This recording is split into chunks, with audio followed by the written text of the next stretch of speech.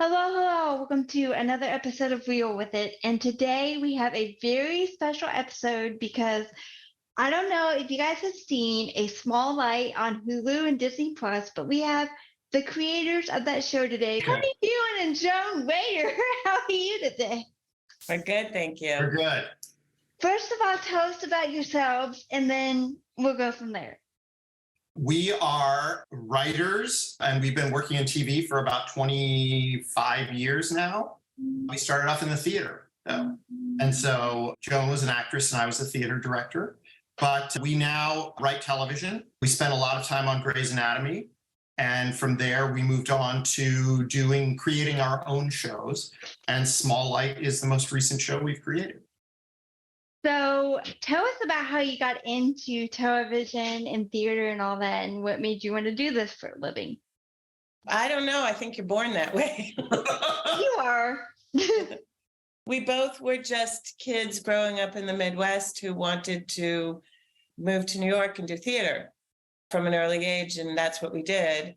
And once we were there, we did a bunch of theater, and it was fantastic, but it also didn't pay the bills. And we decided to head west and try to make a living and write for TV.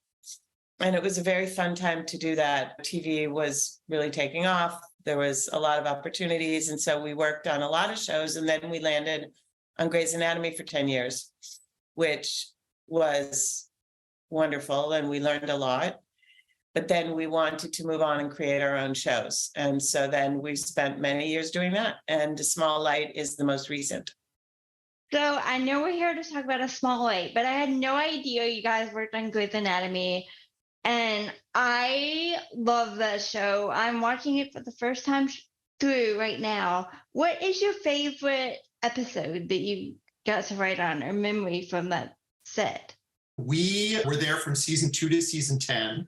And we left when Sandra Oh, who plays Christina, left. One of my favorite episodes was which was one of our first episodes. There's an episode early on where the interns have a hot dog eating contest. And that was just delightful to do. And Tony directed the musical episode, which was in season 7. And that is a favorite memory as well, because that was very different and fun to make. Did you expect the musical episode to be as controversial as it was? Because I know a lot of fans hated it. Yeah, we did. In talking it over with Shonda and the rest of the writers, we felt like, we had all these incredibly talented singers in the cast. And so we wanted to take advantage of that. And then the other thing was, when you've got a show like that's been on for, at that point, 7 seasons, you have to keep challenging yourself and you have to keep challenging the audience in terms of how you're going to tell the stories. And so that was a big part of our job, was seeing what the show could handle, where we could bend the show to tell different kinds of stories. And in that case, we had a story about Callie where she had a traumatic brain injury and had been in this terrible accident. And we were like, let's play around with that idea and have her experience what she's going through as imagining that all the people around her are singing. So. Yeah, and the way you guys did that was, I think it was really cool the way you guys did that, because it was authentic to the experience, in my view. But yeah, it was really authentic to the experience, and the way you guys did Arizona with her leg and all that stuff was so authentic. How was it working with Shonda Rhimes? She's just a brilliant mind, isn't she? Honestly, she's amazing, isn't she? She is. She was great. It was great. Yeah, I mean, she was really wonderful. And one of her real skills is she hires amazing people. And so she was able to marshal this great team together to create the show and keep it running and tell those stories and engage people in a really visceral way so that people fell in love with those characters. And tell us about any good Shonda stories that you have. So many. We worked with her for 10 years, but I don't have a particular one. She was just really a groundbreaker and just really great. And she also, I think, understood the audience. She understood what people wanted to see in a really visceral way. And that's a great skill. And so I think we learned a lot from her. And one more good, any good Ellen Pompeo stories? Because I just love her.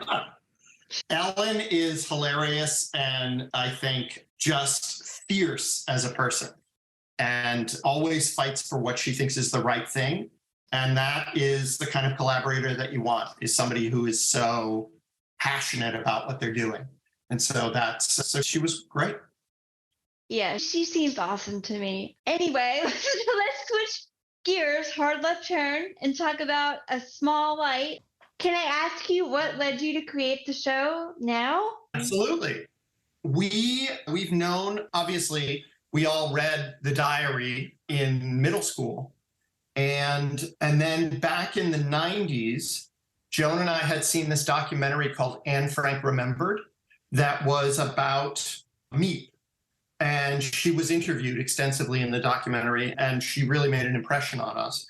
And then cut to, I think it was about 7 years ago, we took our kids, we have 2 kids, we took our kids to the Anne Frank Museum in Amsterdam. And as we were moving through the museum, our son, who at the time was about 20, he had just, I think, graduated from or was still at Columbia. And so he had a new boyfriend and he was very obsessed with his phone. And is the boyfriend going to text him back? And so we were reading this plaque about Meep and the fact that she started working for Otto Frank when she was in her early 20s. And we made this connection that, oh my God, Meep was about the same age as our son, Tom. And Tom, while very smart, would be in no position to save anyone. He was just figuring out life and how things work. And so we were like, that's who Meep was. And with that realization, we were like, oh, she was just a normal person. And that kind of led us to say, let's try and tell this story from the point of view of a normal person who, by saying yes, got pulled into this whole. And so that was the kind of genesis of it. And then from there, we started doing a lot of research. We hired a Dutch researcher who went into the archives in Amsterdam and dug out all of this information about Miep and Jan that had never been known before. We found out things like that when Miep and Jan started dating, that Jan was still technically married and was married up until almost right before the Franks went into hiding, which was at the time, a pretty scandalous thing. We found out more about Jan's involvement with the Dutch resistance. And we realized that we really had a story here that was going to be able to occupy 8 episodes of TV and that we thought people were going to be interested in as a different way of experiencing this story of the diary that we all thought we knew so well. Yes, I remember reading, my mom swears I read the whole book, but I at least remember reading a play that was based on it in middle school. And I was so moved by just their story and how, like, they were liberated like 2 weeks after she was killed, I think. It's really tragic that they were on the last train to Auschwitz from Westerbork, which was a transit camp. So literally, if they had survived a couple more weeks, there was a good chance they might have survived the war. Yeah, which is really heartbreaking. Bad, yes. Yeah. Hi, So Devon. Joan and I don't know, but Joan and I are married, and we have been working together for 30 years. And this was a project that we loved and just needed to put together in the right way. But we found the right partners and people who were really excited about it. And one more thing before we start that I have to tell you in case I forget. I probably won't, but the girl who played Meep, what was her name? Belle Powley. She's brilliant, by the way. Oh my gosh. She's amazing and a great person. Yeah. What led you to create that show now? And Tell us about the creative process of that show. We just felt it was a story that hadn't been told. A lot of people know they have read Anne Frank's diary or maybe seen one of the adaptations, a film or a play. But there's a whole other story taking place on the other side of the bookcase with Miep Gies, who was Otto Frank's secretary and one of the 4 office workers who helped hide the Franks for 2 years. And that was a story a lot of people don't know because Anne Frank didn't know it. Everything we know about Miep Gies, we know from Anne's book. But actually, she and her husband, Jan, were hiding other people in and around Amsterdam while they were hiding the Frank family and the others in the annex. They were newly married. She was risking her life, great personal sacrifice. And so we always felt that there's a coming of age story that many of us know from Anne's diary, but there's another coming of age story happening on the other side of the bookcase. And that's the story we decided to tell.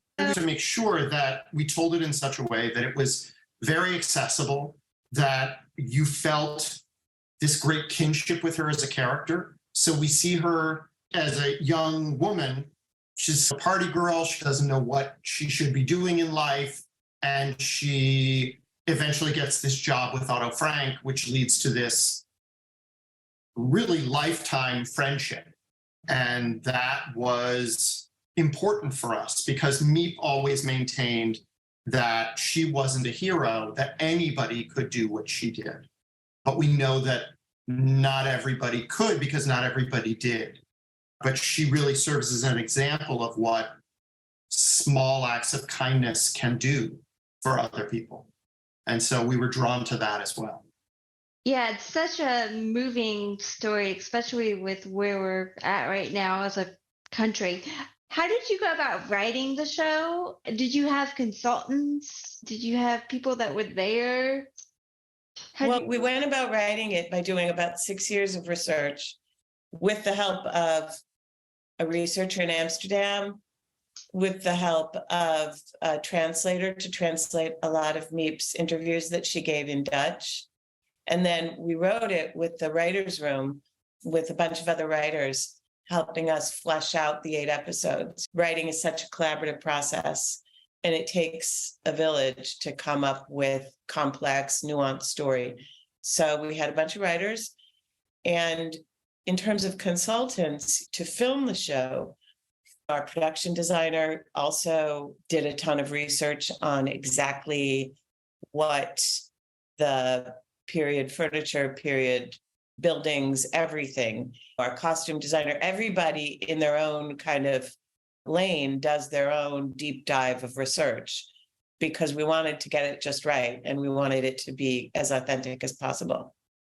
And then our partners at Nat Geo had what we call the coterie of PhDs. So they have a group of historians who would read over the script and say, if they noticed any discrepancies from history, they would say, this actually happened like this, but we're assuming that you're slightly changing things for dramatic purposes. And 9 times out of 10, that was the case, that we were consciously veering a little bit away from history just to maybe put 2 events a little closer together. But there were some times when they caught us in something that we hadn't realized.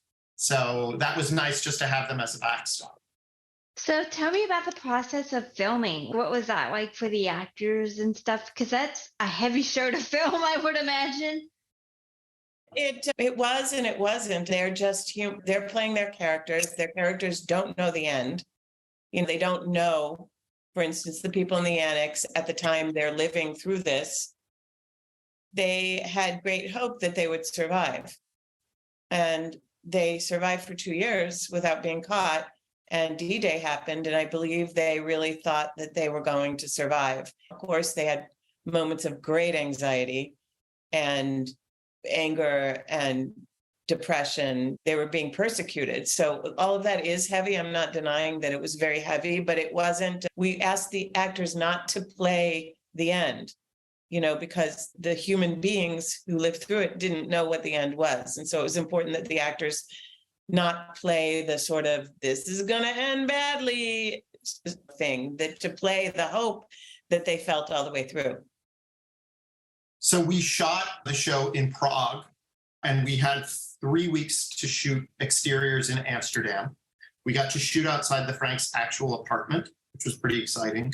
But it was a really wonderful experience because I think in television, we're so used to shooting things which are good, which we're excited about, but which something like this, which obviously has a tremendous historical importance and relevance, especially to today, as you were saying, everybody was on their A game all the way through. So that was exciting, and we really needed it because it got to be somewhat challenging. We didn't have enough days to shoot, so we were racing the whole time, but we managed to make the show on time and under budget.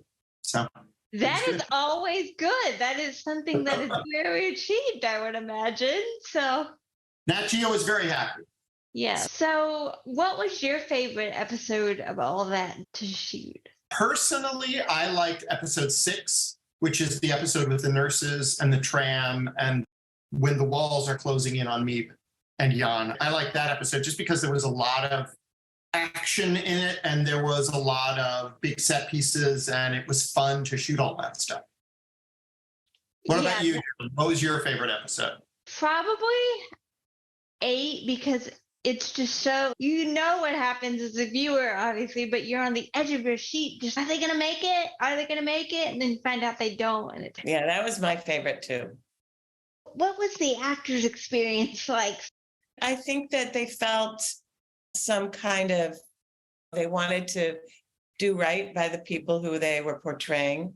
So there was a certain amount of, oh gosh, I want to do well in my role.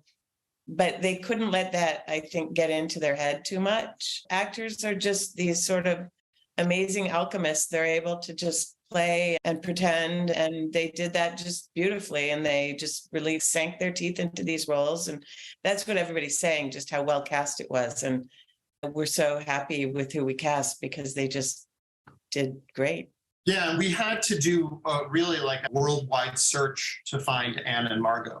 So we auditioned young women from America, Canada, South Africa, Israel, Amsterdam, and Holland, Germany. And we found Margot is American, and she was just jumped out of the screen as she looks like the real Margot.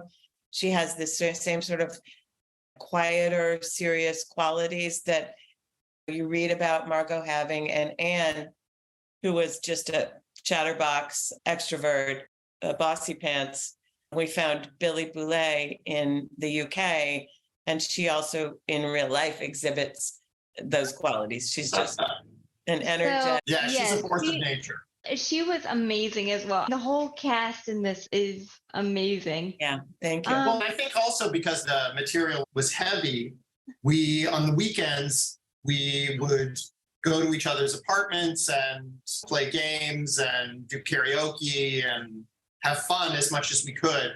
And we all also got to enjoy Prague, which is a really wonderful city. So, what was your favorite site that you guys got to see in Prague? We got to shoot up in Prague Castle, which is this huge kind of medieval, beautiful castle. It has a big courtyard in it. And so that's where we filmed the liberation, when we had all those tanks and military vehicles moving through and all the flags and people hanging from windows and stuff like that. So that was pretty exciting. Yeah, that's cool. Got to shoot on this historical site. And what was your favorite memory from just the set in general, either on camera or off camera, like behind the scenes? Was there anything like particularly funny or? I'm trying to think. I think that when you're doing something like this, every once in a while, I would try and just like clear my head while we were doing it and say, and look around me and say, oh my God, we actually get to do this. We actually get to play with all these toys and work with these great people and bring this story to an audience that I think is going to be really excited by it. And that, just to take that in, is exciting because as a kid, you play make-believe and you dream of one day maybe doing something that you're really excited to do. And we're lucky enough to get to do that. And did you expect the response to the show, or was it a surprise? It was kind of a surprise. You never know. But we knew that there's such a great interest in Anne's story. And so we knew that would bring people in. But I think people are so happy to see the story told in a different way because they're learning so many new things by watching it that it's just like a new story altogether for them. And I think, too, the fact that it doesn't seem dusty or olden times, or it feels very contemporary, and you can really see how close Miep and Jan are to your own experience. And I think that helps people to connect to it. Yeah, and was the stuff that went on with the best friend real, or was most of that done? Well, that character is created. We know Miep had friends that she couldn't tell what she was doing. She had to keep secrets from her friends. So she didn't mention a particular friend. So we created one because we also wanted to show what it was like for Miep to have to withhold things from friends and family and how that affected her relationships. But we also imagined that there are people who made different choices, whereas Miep made the choice to dig in and to help the people that were being persecuted. Tess decided that there was nothing she could do, and she just, by doing nothing, became complicit. And that was a part of the overall story we wanted to show as well. So we thought, let's create this character that we like. We like her, Miep likes her, and then we watch her make different choices. And I think that a lot of people will be able to relate to that as well. They have friends who, during certain political things, make choices that they find unconscionable. And how do you then handle that? Yeah, that was so intense to watch, but it was so good because I feel like that did happen back in then. Yeah. And we wanted to show not only did it happen, it's happening today. And we really wanted to point up parallels to today. There's a rise in fascism. There's a huge spike in anti-Semitism. And we want really people to question themselves and ask, what am I doing? Where do I stand? Can I do more? What can I do? All of those questions, I think, are important to point out. Yeah, so many people think the Holocaust could never happen again. I'm like, it could happen. And I'm afraid it's going to. I don't want to be like too fearful, but I'm afraid it's going to because I see all the like viciousness and you're a racist and you're this. That's exactly how this started. So it's. Yeah. We have to be ever vigilant. And not only Holocausts are happening, entire groups of people are being persecuted and killed all the time. And so we also wanted to offer a little bit of inspiration. You can be a Miep, you can be a person who stands on the right side and stands for kindness and doing the right thing. Now, was Miep Jewish or was she not Jewish? No, she was born in Vienna and she was born to a Catholic family. Her adoptive family was not religious. So she wasn't particularly religious, but she was not Jewish, no.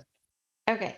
And I loved how you see it through the eyes of her being adopted. And that's why she took these people in, because she remembered what it was like to be taken in. And it was, It's a nice parallel, and it helps to explain her deep empathy, I think.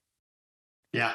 Being an outsider. Although I don't know why one should have to have lived through something to be empathetic to another human being, but it seems often that this is the case. And it certainly helps layer Miep's character, doesn't it? It does. So did you get to show like any of Miep's family? Is any of Miep's family still alive? And did you get to show them the show or? Yeah, we did. Miep's granddaughter came to set when we were shooting in Haarlem, which is just outside of Amsterdam.